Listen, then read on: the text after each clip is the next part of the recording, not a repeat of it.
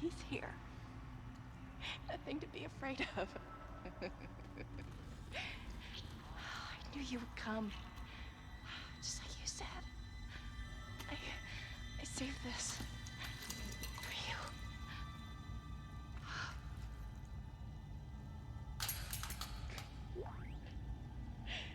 Can I go now? Claire wants to take me. Just shut up.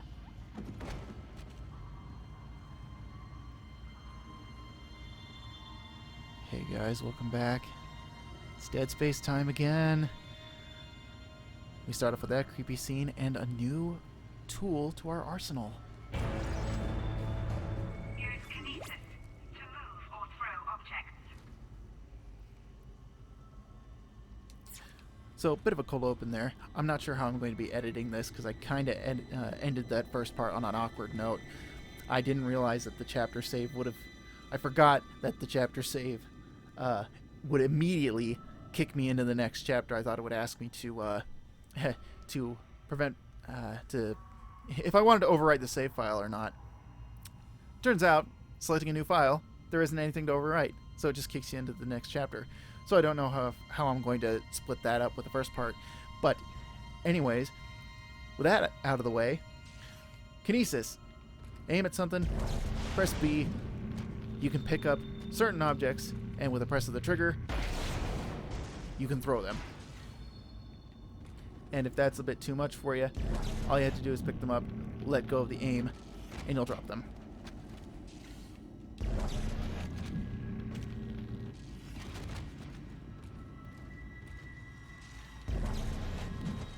So, using our newfound kinesis, we clear our way to the medical deck, where we hope to find Captain Mathius and get his rank codes.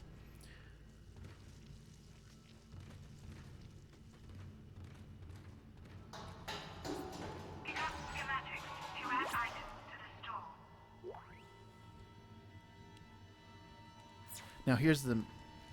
Now here's a very important mechanic in this game. With these schematics, this is how you will be able to obtain... Excuse me. This is how you'll be able to obtain weapons, such as the flamethrower here, and items as early as possible in your playthrough. If you happen to miss a schematic at some point, the item will get added later on in the store, so there's no real worry there. It's just added much later on than you'd probably want it to. So certain items, you want to pick them up as soon as you find the schematics for them. Isaac, are you there? We were attacked. Kendra's gone. 1 minute she was there, and I can't believe I lost her. We can still do this. Get me the captain's rig codes, and we'll find Nicole. Looks like the crew barricaded the door to the emergency wing. You have to blow through it to get to the morgue. Get some thermite from medical storage, and a shock pad from zero-G therapy. Should be down the corridor. Communication is useless in all this static.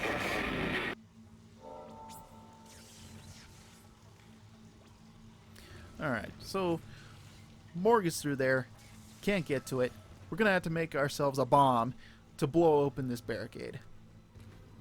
Sounds simple enough. Alright, we're going to go through here first.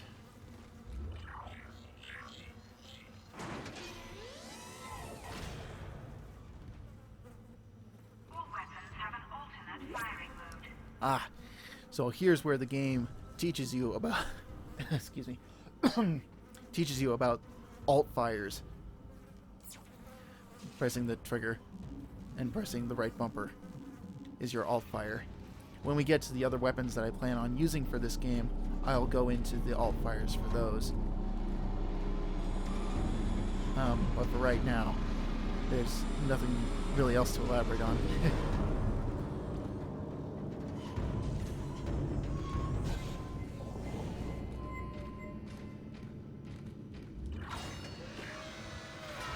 Alright.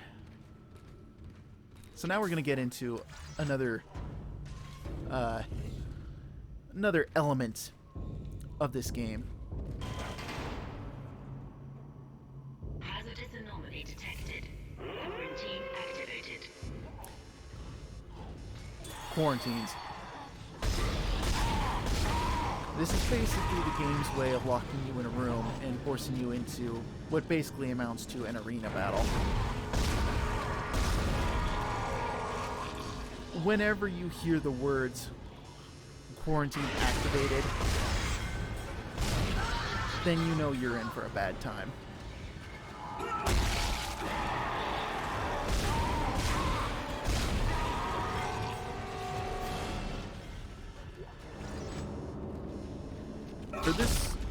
For this room in particular, though, what you want to do is you want to stay up here on the catwalks. Because if you try to descend the lift right there and go down before you've killed all the enemies that will spawn up here,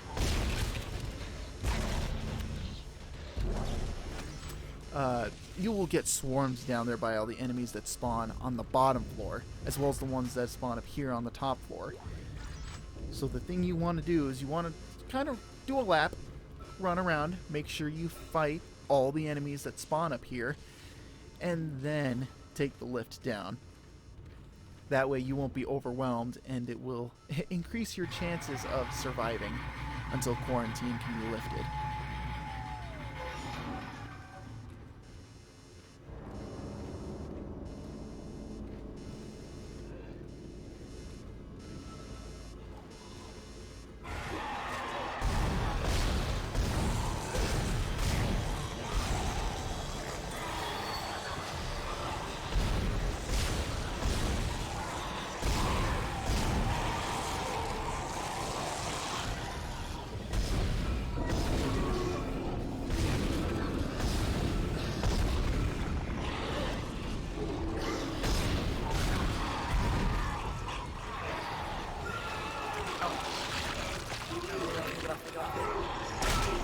There we go.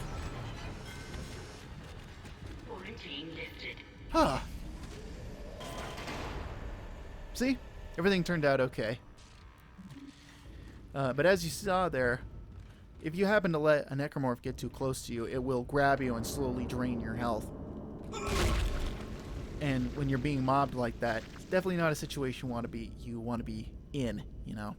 But if you happen to be grabbed by any necromorph, you just mash the A button until you escape. And when Isaac escapes, he will always, more often than not, will punch or tear off the head of the necromorph, dealing it damage. And like what you saw there, I dealt enough damage to this one necromorph that when it grabbed me and I punched its head off, it dealt enough damage to basically kill it. So you need to, again, be cognizant of your space and be aware of where all the enemies are. But related to that, there are also a couple new necromorph types, mostly the variety of slasher. Here you'll find necromorphs that have armor plating on their legs, so if you try to shoot them, your shots will just bounce off and they won't do any real damage to them, so you have to go for the arms. And, you know, going for the arms on a walking necromorph is pretty hard. You usually want to go for the legs first if you can to slow them down, and then go for their arms. So these ones with armored legs makes it a little bit difficult for you. The other variety was one that we saw on the upper catwalk. It was a fully clothed necromorph. It was a woman. Those ones are referred to as spitters, and they're basically a form of slasher that will spit a gunk shot at you to deal damage from a distance. So you want to be aware of those types as well. I finally convinced Jurgens to show me the video feed from the colony. And what I saw was glorious. Breathtaking. Miners undergoing a transformation into something extraordinary. I must know more. Even as the believer within me wants to become one of them, the scientist needs to uncover their secrets. I need to study one of these necromorphs, as Kyne so clinically puts it. I need to witness this infection firsthand. Perhaps that patient from the colony.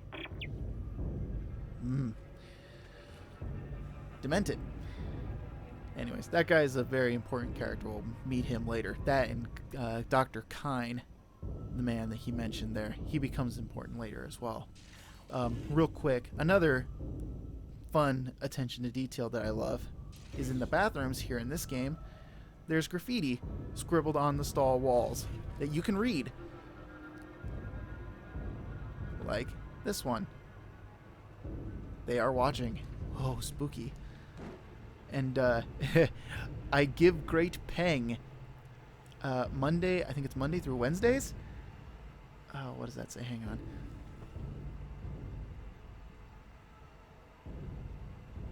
I think it's Monday through Wednesdays, 10 p.m. here. And then written below it, anyone? In this universe, pang is basically just a euphemism for intercourse. That's basically what it is. But they're just... That is just... It's the little things that just make this world feel more alive and lived in, you know? And like these notes here too. I think if you get up close enough, and if I'm not in the way, you can actually read them. Where it's... I think this one's like... It's like, meet me at somewhere, make sure you bring your tools. Oh, hey, look, and it says Chris. Hey, how about that? But yeah, little details like that. And you can find that stuff all over the place in this game. And, again, a neat little attention to detail that makes the world feel enriched and lived in. Where do we want to go? In there. So obviously you don't follow the line when you go to explore. So we're going to go in here first. And we find lockers. So I forgot to point this out in the last part, but if you happen to find wall lockers or regular lockers like this, where if you shine your light on them they glow green, any light on them that's like this bluish white can be opened and we'll have an item inside that can be picked up. Any of the red ones, those are locked and you can't access them. But if you go through some chapters and you'll find locked lockers, you might come in to the area later on in a different chapter and those lockers will be unlocked. So keep track of where you find your items and where locked lockers and locked wall lockers are, because chances are if you come back through again they'll be unlocked and you'll be able to get the items from them as well. Okay, I can use that. Oh. Wait a minute.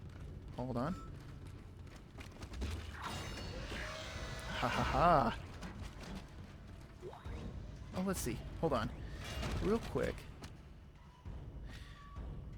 Some doors, I don't know if there are any in this area, but some doors actually tell you what rooms they lead to. Again, attention to detail. Love it. Could go on and on about it forever, which I probably will. But this is a doctor's office. One to a named character. What in God's name is going on down there?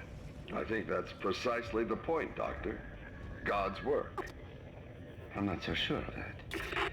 We have to assume that the colony's problems are somehow connected to the marker. You can assume all you want to. I do not. The marker is glorious and divine. You know that. God moves in mysterious ways. Anyway, we'll have it on board tomorrow. You can analyze it all you want to. What are you so worried about? Worried? Captain, people are dying down there, killing each other. Is this madness the transformation unitology teaches us? Doctor. Terrence. There will always be risk when the stakes are high. And here, they're enormous. It could change everything.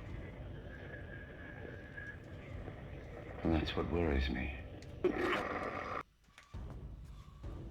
Taking a quick sip there.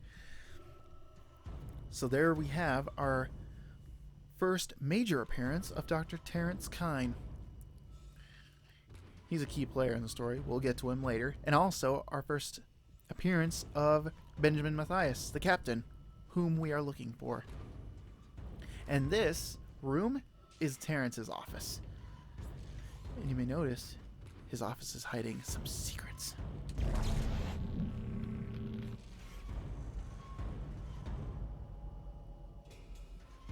Ooh, secret compartment.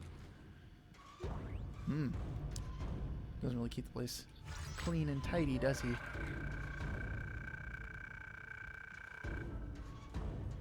And I'll let you guys read through this and look through this at your leisure.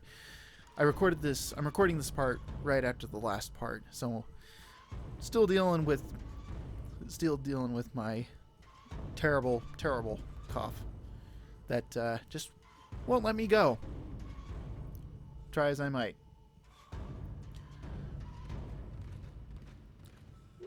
And we find our first semiconductor. Semiconductors in this game are basically money. The only thing that they're worth is to be sold at the store for credits. They come in a variety of tiers. I think they come in 3 tiers in this game. I think. There's gold, ruby, and diamond. Gold is worth 3,000, ruby is 10,000, and diamond is 25,000. There's a bronze semiconductor in the later games, I think. I know for sure there's a bronze semiconductor in 2. It's either bronze or copper, I can't remember. And it's worth less than 3,000, so it's not worth a whole lot. But it has novelty in the fact that it's really unique.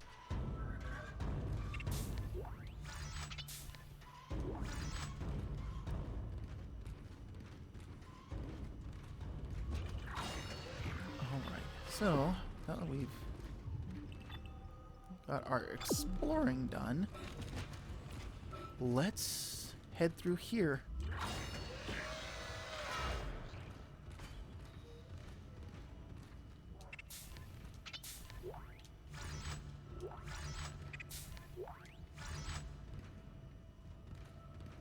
Okay. Here's what I'm talking about. Here's a sign. It says this leads to the biolab. Authorized personnel only. A lot of the doors in this game have these signs over them. And again, neat little detail. Tells you where you're going. It's pretty neat. Oh, and I think we're getting the first appearance of a new enemy type here. Come on! Come on! Let me out!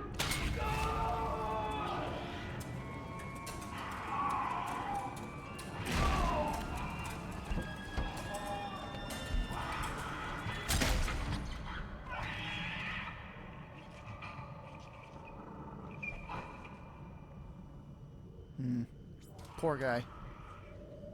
So that enemy is called a lurker.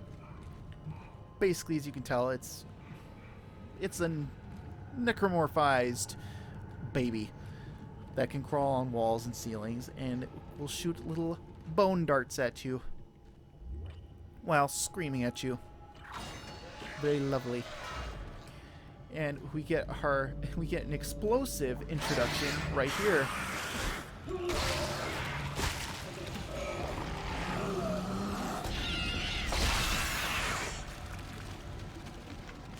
They hide this little guy right around the corner here. He spawns in right as soon as you walk past a certain point. He jumps you and then digs his claws into your back. Thanks, game. But yes, we'll be seeing a bit more of these guys from now on. And we'll be getting a nice tutorial, or at least a quick introduction as to how they work and how you should defeat them. But it's also, it does really raise the question of how does Isaac manage to survive some of these attacks while also being able to, you know, continue to run around in this environment. Because, I mean, the dude's wearing a spacesuit, right? And spacesuits are meant to keep air in and detritus out. So when these things dig their claws into you, whether it's the slashers or the lurkers, that would compromise the integrity of his suit. So if he went out into a vacuum, he would die. So, you know, it kind of makes you wonder how he ends up surviving this. Obviously, the answer is it's a video game. You have to take damage somehow, and you have to, you know, manage resources and so on and so forth. Avoid damage. Because if you didn't, where's the game? It's like you could literally get your suit compromised, and then that's it. That's it. That's the end of the game. But I think it's just a fun little detail to point out. And usually I'm not one to point out things like that, because I mean, I feel like it's, I wouldn't say detracting, subtractive,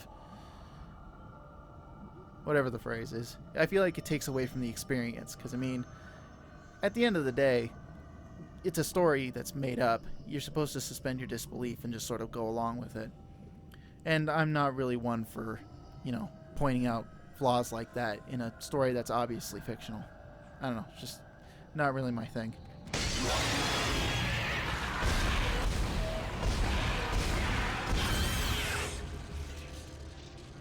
But anyways, back to the lurkers. As you saw before, the key strategy to defeating them is to shoot their little tentacles that shoot bone darts at you. That is the key to defeating them. You can, if you're good, you can shoot the limbs off of the lurkers. It takes lots of precision and patience, but you can shoot the arms and legs off of lurkers. Don't recommend it, though. It's best to just go for the tendrils.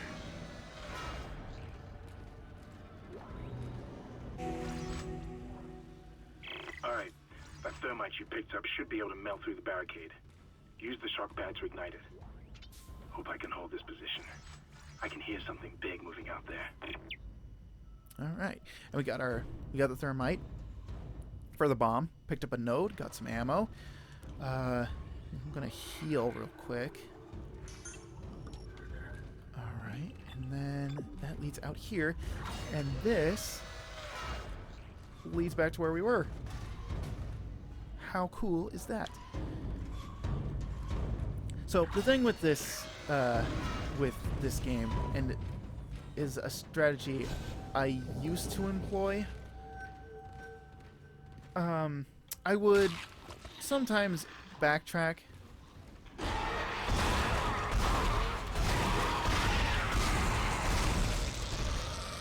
to certain areas to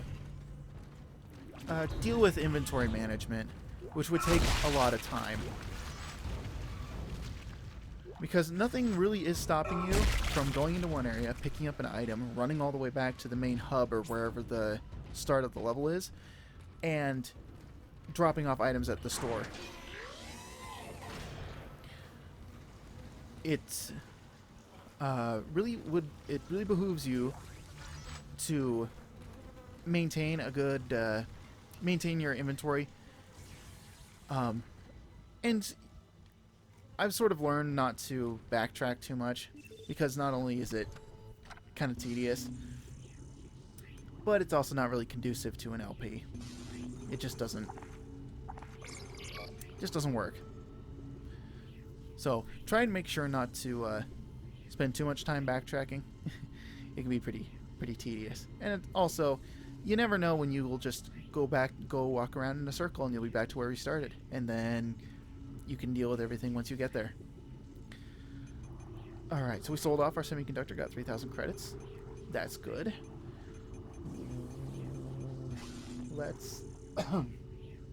Let's pick up a power node. And we have 4 of them to our name. I am feeling like a king. Oh, and real quick, while I'm thinking of it, any key item, any quest item, shows up here at the bottom. Very neat. So you can read the description for the thermite. A highly combustible chemical. I know how to read. And everything else will show up right here. Very cool. So now we're going to go to the therapy room and go grab the defibrillator.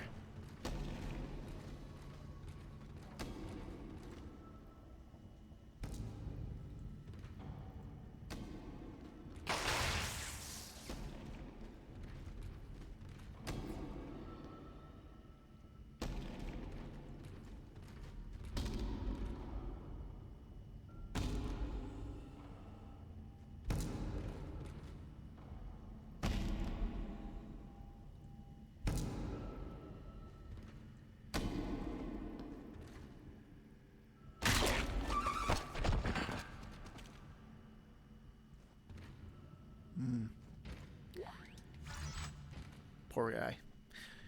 That moment was everywhere in the advertising for this game.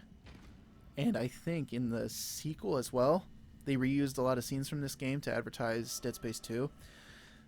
This scene was a very poignant, yeah, I'd say poignant, very poignant scene for this game and this series. Whenever somebody talks about, like, important moments from Dead Space, they usually bring up that moment, and for good reason. I mean, you saw right there, walking around the corner, to just see a guy bashing his head against the wall to the point where there's blood coming out. Yeah, that's that's bound to leave an impact. And here we go. The imaging diagnostics room.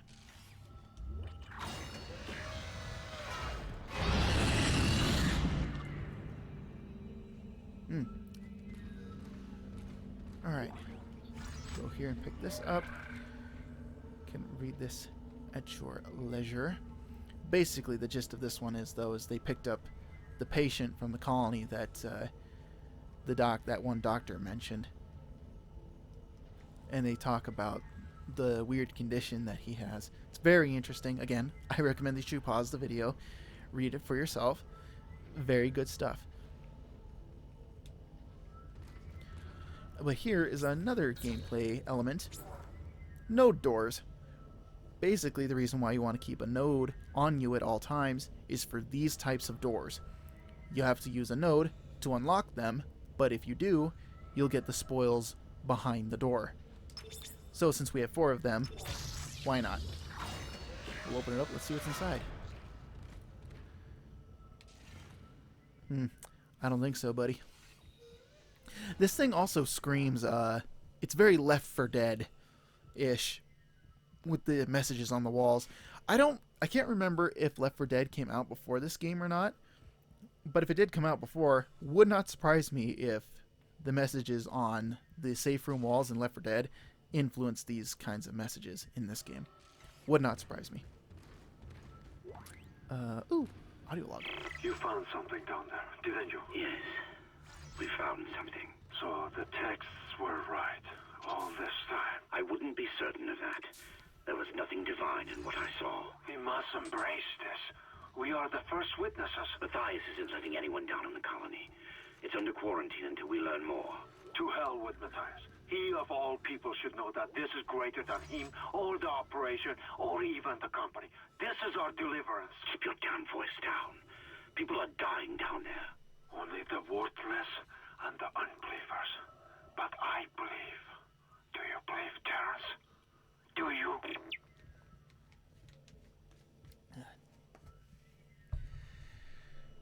Alright.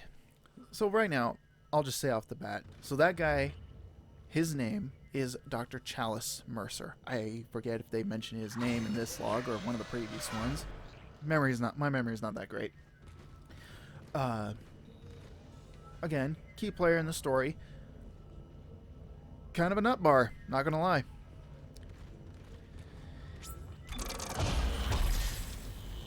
But we'll be getting a story section more focused on him later on.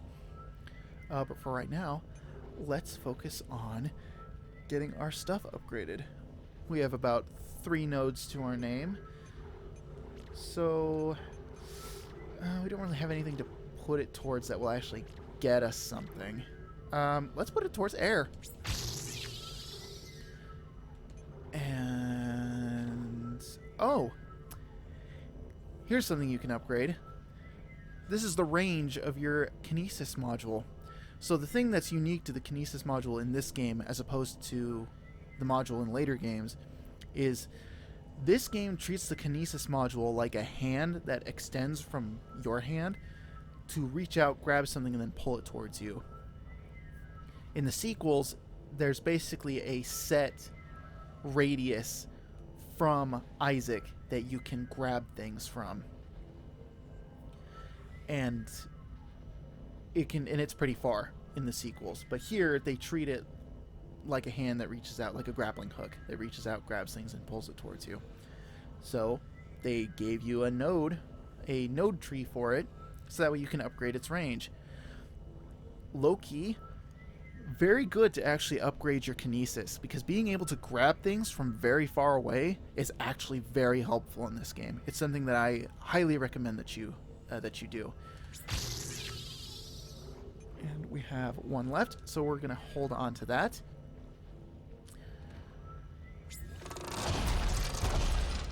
And save that. Now, one thing that you can do, much like in a game that actually inspired this game, that I know inspired this game, like in Resident Evil 4, if you walk up to a bench with a gun that has no ammo in its clip, or if you are low on health, if you upgrade your suit's health or your weapon's capacity, your weapon will be refilled, and in the case of your health, you will be fully healed.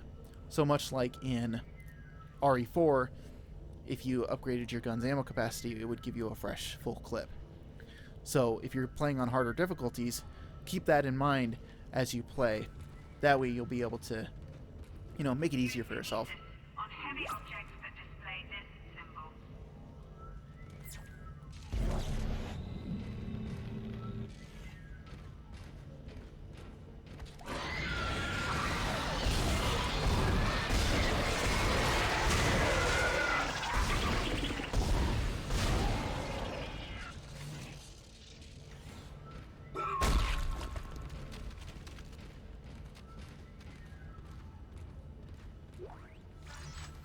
Alright, here's another gameplay element here. You'll find these batteries sometimes, and pretty simply, take your battery, put it back in the hole, put it in the receptacle, powers things on nearby. Very simple stuff. There will be parts later on where you'll have to manage batteries and take them from one area to another, and have to deal with that. But this is basically your introduction to it. And also, this chapter...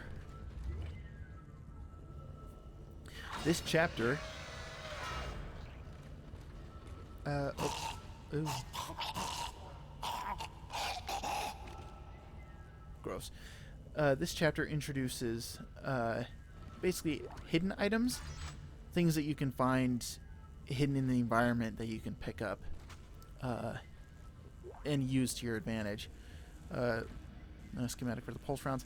I'm not going to use the pulse rifle, so I'm not going to pick that up.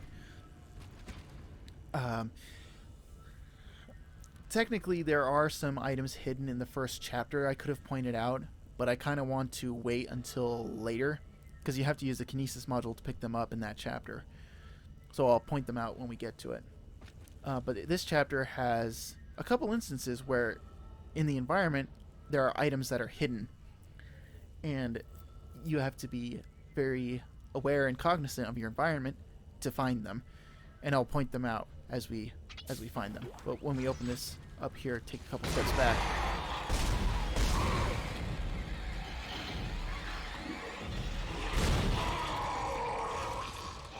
That guy jumps out of there, hoping to spook ya. So the first hidden item you'll find here is located right here. Use your Kinesis module. You'll pick up some line racks. I won't be using the line guns, so I won't be picking that up. If you're feeling inclined, you can pick that up, run back to the hub, and then deposit the line racks into the store, or use them, whatever you see fit to do with them. Personally, I'm not really going to run back to the store and sell them, because that would just be a waste of time. But here, a thing that I learned just recently from the last time I tried to record this game. Oh, hold on. Where...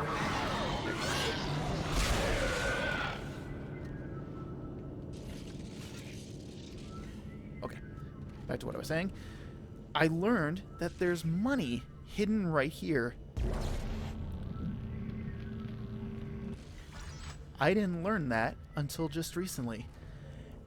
And I love the fact that this game still has a ton of secrets in it that I have not yet discovered. Just makes replaying this game super fun.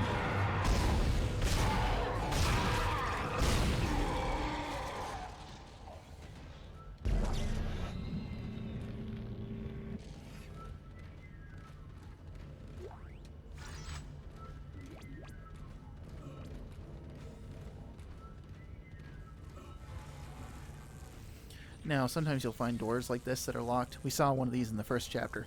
You'll find doors locked with these like little electric doohickeys. Punching them, kicking them, usually gets them unlocked. But you can also shoot them if you really have to. I wouldn't recommend doing that because you want to save ammo. So I would recommend stomping them or punching them. There's a way to zero-G therapy. And there's a way to the chemical research lab. Might come up later. I think this is also the first instance of a not a zero-G area. Well, technically it is, but before that, this is our first experience with a vacuum area, and a very important vacuum area. Because once I'll get into it. So yes, air meter will appear in a vacuum. What you want to do is you want to book it through this area as quickly as possible. Right here, there's money. 10,000 whole credits. That 10,000 credits will buy you a power node. There's also line racks out there, but we're not going to... But again, we're not dealing with line racks. Exiting vacuum. And real quick, I have no inventory space. Because along the way here, you'll find lockers. One of them's got a medium air can in it, and one of them's got ammo. Ooh, quick, pick that up, please. Pick it up, thank you.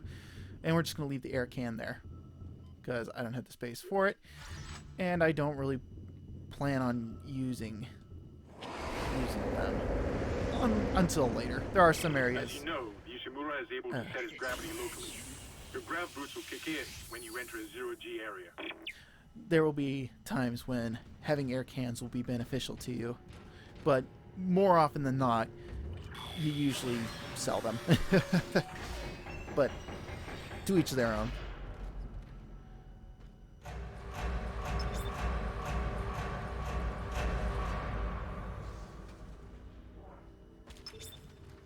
Alright, zero-G time. Your ammo counter will flash red if you can't jump to a surface. Alright, so here we get our first instance of zero gravity. In order to jump from one surface to an area, like it said, aim, press Y, and you'll instantly jump to wherever you're pointed to. If you can't jump to it, the thing goes like that. Very simple, very easy. This is the only game that does zero-G this way. Later installments would basically give you what amounts to a jetpack in your suit and allows you to fly freely in zero gravity areas. But at the time, this was like the bee's knees when it came to the gameplay of this game. People loved this aspect of it, and to be honest, I still kind of like this idea too. Despite the fact that later games elaborated on this and made zero gravity, to be fair, a little bit more interesting. I still like the idea of being able to hop around from surface to surface. Exiting zero gravity.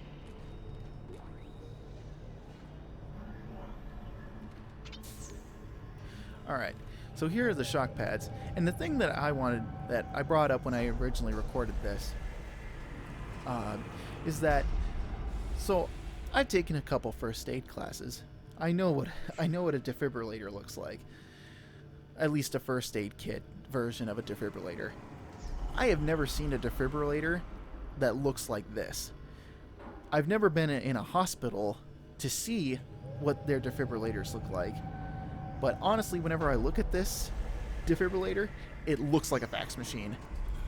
Like, there's a brand of HP printer that has that exact same type of screen with the glass scanning bed on top of it like that. It looks almost exactly like this.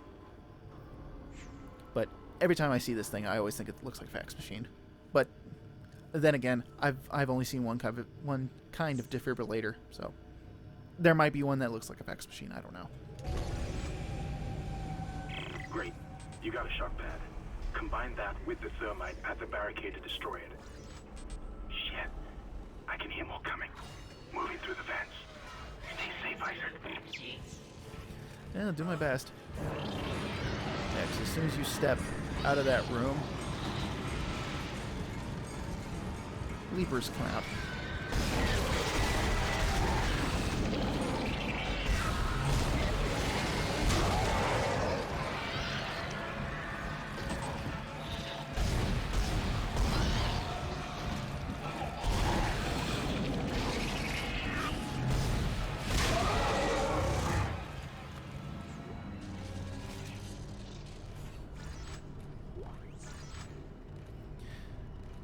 So as you saw there, I did go for the heads of some of those necromorphs. I wouldn't really advise doing that unless you really had those.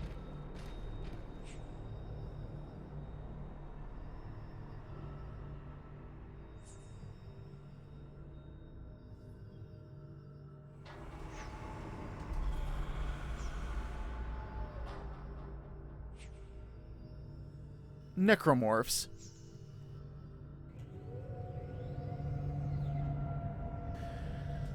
I wouldn't advise going for the head of a necromorph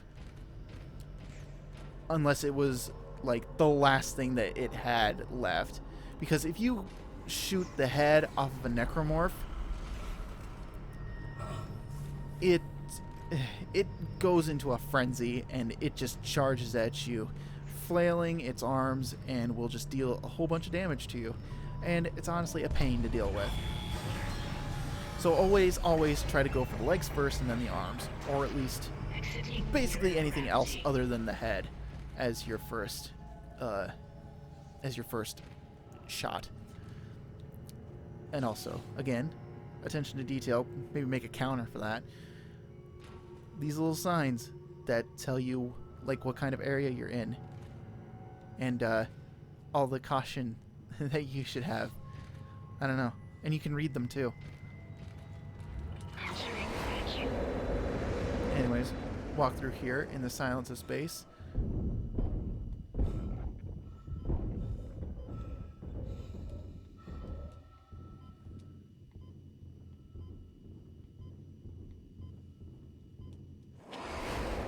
Shoutouts to the sound design.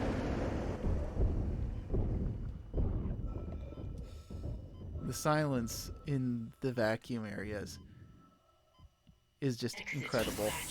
Again, the detail on a game that's almost 14 years old at this point. Immaculate.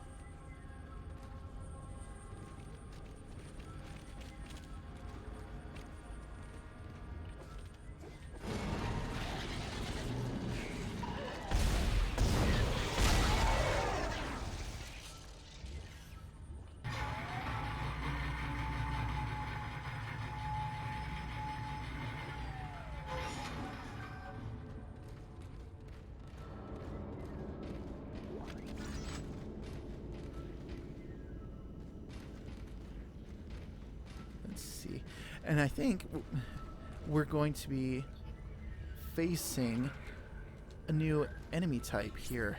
But real quick, let's drop a quick node. Well, let's put it in here. Why not? Get ourselves one step closer to upgrading our health. Oh, and I forgot to mention as well, upgrading your suit also increases your defense, which is listed under your armor here. As you can see with the level 2 suit, we have 5% armor.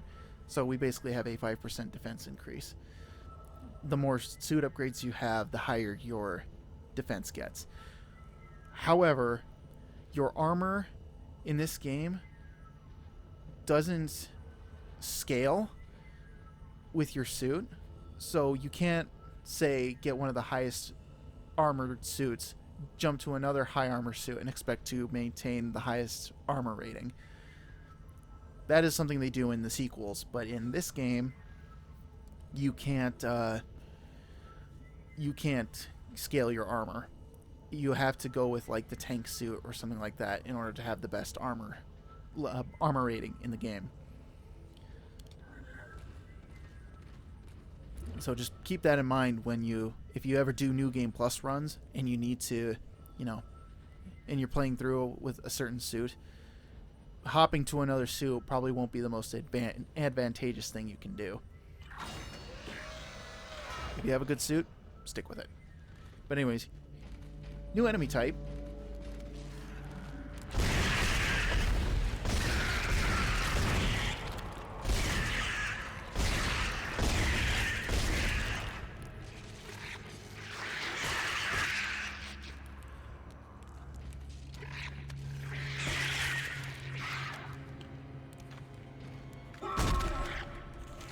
Darn, I could do it. I forget what these enemies are called. I think it's called... Are they swarmers? I'll have to look it up.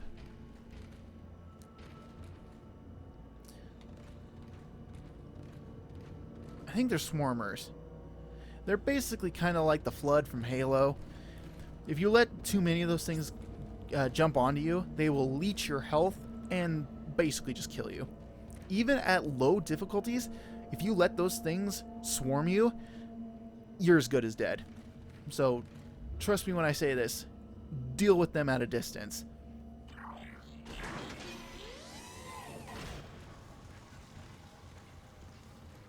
Alright, so here we go. We're going to make our thermite bomb, and we're going to do what you would do if you made a bomb. Just stand right in front of it.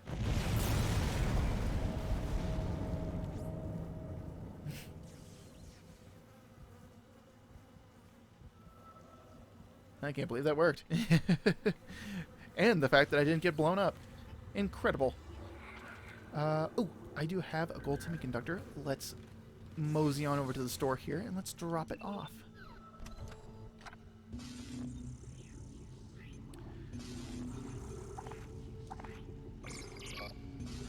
And we have enough moolah.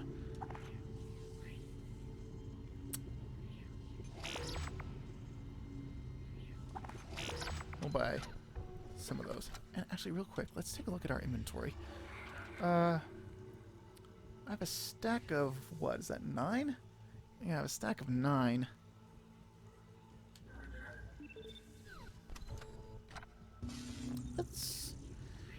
Let's sell that, actually.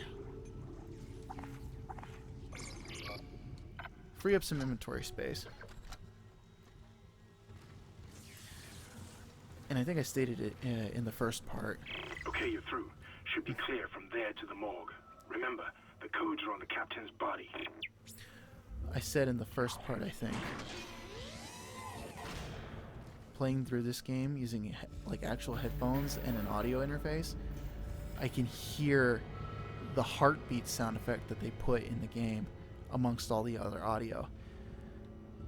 And it's great. I love that stuff. Again, ding, attention to detail. Love that stuff. This is Senior Medical Officer Nicole Brennan transmitting ship-wide. We need more help. We don't have the resources to deal with this many cases. Nobody would tell us what's happening. These wounds, we are not equipped to deal with this. Get up to the table. Hold him. Nurse, you hold him down. And record it. That was Nicole, right? I can't tell from here when that log was made. I'm sure she's around here somewhere. I hope so. And I apologize, I'm fiddling with the audio again. Because as I've stated, I'm recording this part right after the first one. So I'm still trying to get everything figured out. If the audio ends up coming out too loud on the gameplay footage, I think I can probably just edit it to edit the volume down on the video and turn it down so it doesn't blow your speakers out. But I at least want to try and get it so that way, you know, I don't have to issue a warning to prevent you from losing your hearing.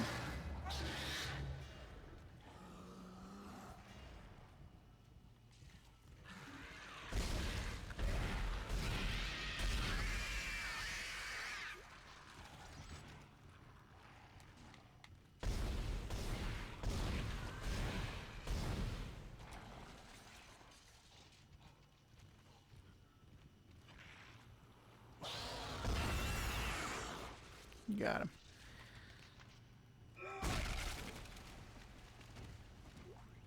Oop. Okay.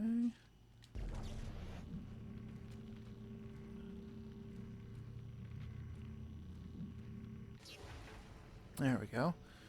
Put the battery back in. Now the lights stop flickering. It caused my computer to freaking lag. All right.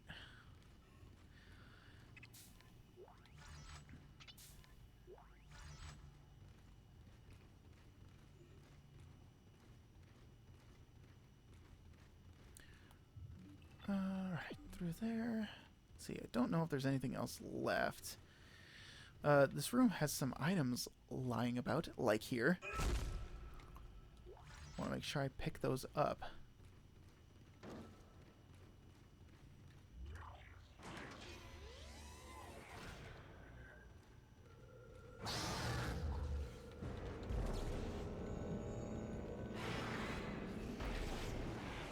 I knocked you down.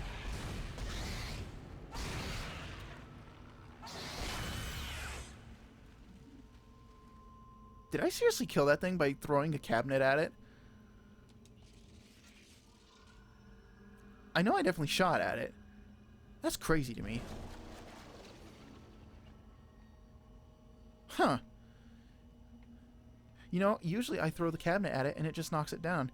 And then I shoot it, and then I have to shoot it like normal. I didn't think that a knockdown from a throwing a cabinet at it would actually do something sufficient. Ah! Oh, you were still alive.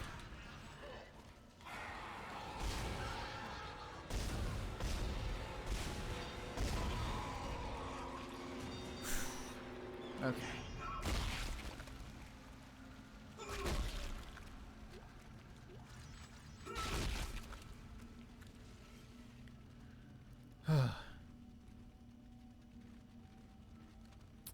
You know, I used my kinesis on that necromorph while it was on the ground and I didn't pick it up. I should have taken that as a hint that it was still alive.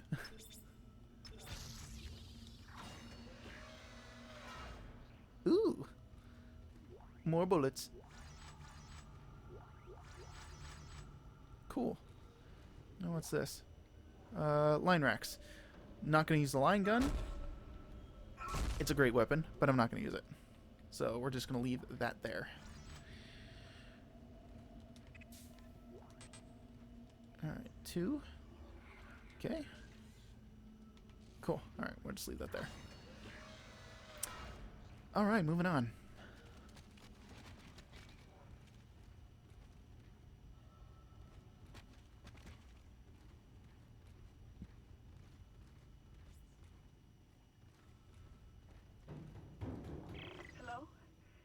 Hear me?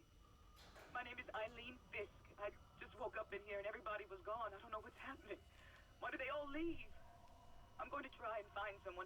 If you can hear this, please come for me. I can hear scratching in the wall. Hello? Who's there? Are you a doctor? Why is everyone... Wait, I know you. You're Harris, the prisoner from the colony. You killed that nurse.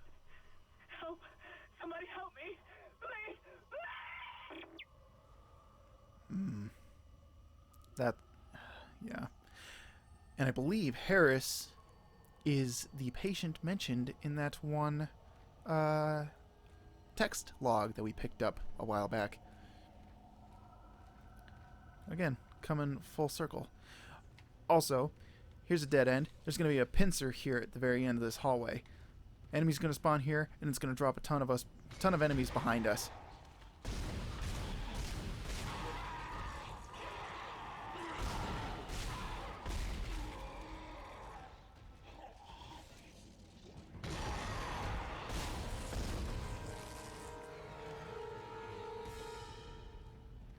Cool.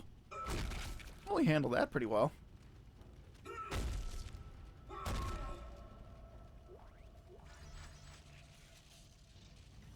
Let's see, some Linax laying there. And a limb somewhere that's going absolutely crazy. List of newborns.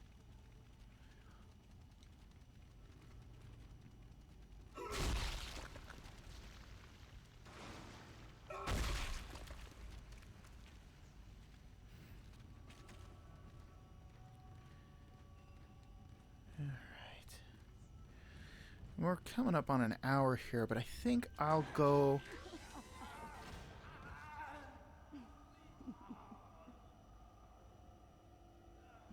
Hello?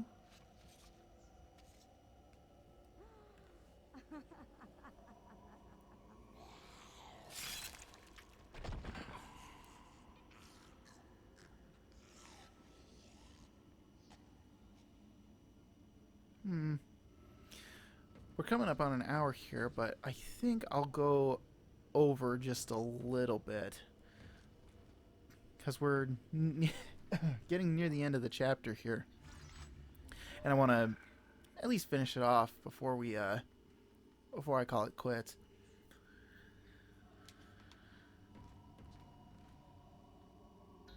Oh, and there's Dr. Mercer's office.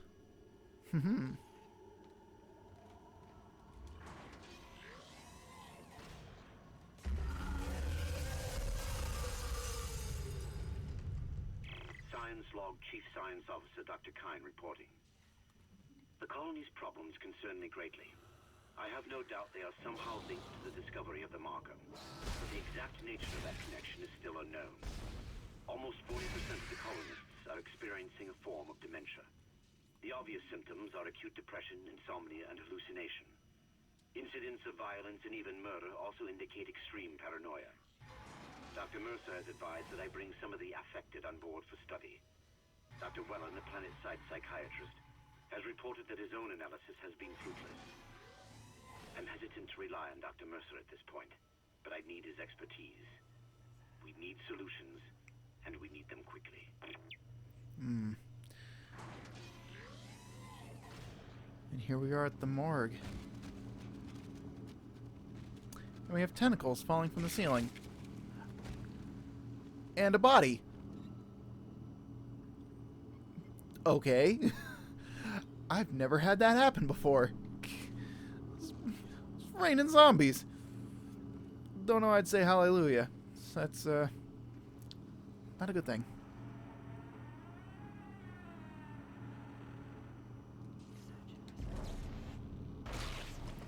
Yeah, scary. Okay, so we're getting close to the end here. We're going to be introduced to another new enemy type. The thing is, spoiler warning, you want to go and take all these bodies that you find in this room and pull them away, out, and just mush them up. Priority being the head and the arms. Because the enemy that we're going to be facing is an infector, which I also believe is its actual name. You want to make sure that there aren't any bodies that it can infect in this room, because its priority when you fight one is to infect other bodies. It's not to go for you, it's to go for corpses on the floor. Pick up a little money right there. And as soon as you cross right there, it appears.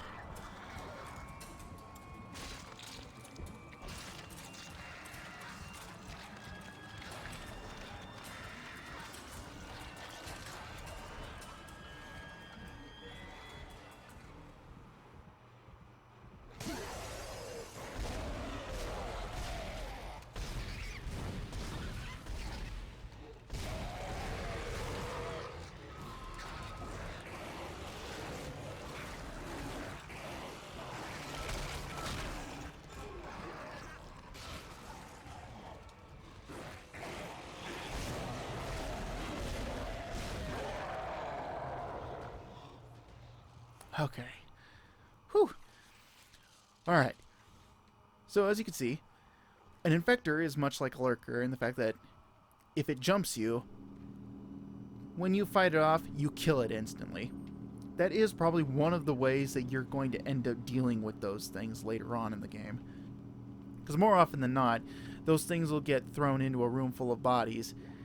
And if you do your due diligence and clean up all the corpses, those things just make a straight beeline for you. And they will jump you, in which you'll have to fight them off of you. You can load them full of bullets, but I think the weak spot is their wings. But honestly, they're kind of hard to hit, really. So I usually just let them jump me, and then I fight them off, because I know I'm guaranteed to at least kill the one that's jumping me. And you also noticed that it created a new type of slasher. So these, I think they have a special name, but I usually just call them the black. They're like black slashers. They're basically tougher in both strength and endurance. It takes a lot more to take them down, and they're usually what infectors turn bodies into, are these super type of necromorphs. So it is very important that you take care of the infectors before they can make an enemy that's even tougher than they probably are.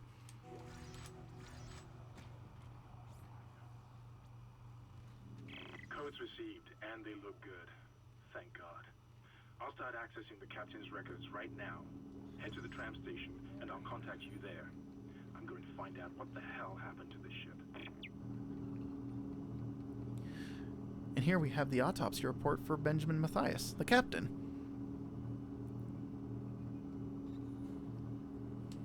Basically, the gist is he had multiple contusions on his arm, and something penetrated his head so far that it hit his brain. I'm just going to heal up. And with that, we're basically done with the chapter. So now it's basically a relatively leisurely stroll back to the tram station.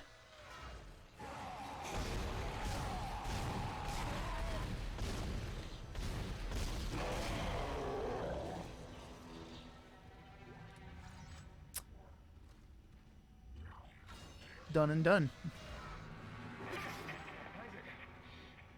Somehow one of them found a way down to the captain's nest. I managed to contain it in a damaged escape pod. Lifting executive lockdown now. I found the deck logs. Whatever is happening around here, it came from the planet when they cracked it open. It spread to the colony and reached the ship. Isaac, this isn't an infection. It's some form of alien life.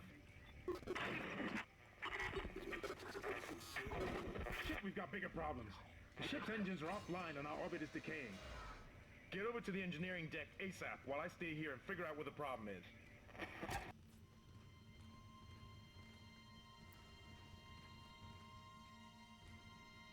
Alright. Well, we definitely have our work cut out for us. Next part. So, before we leave, let's take care of this real quick.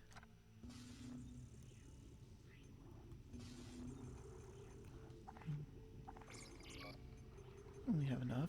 Why not? Buy another power node.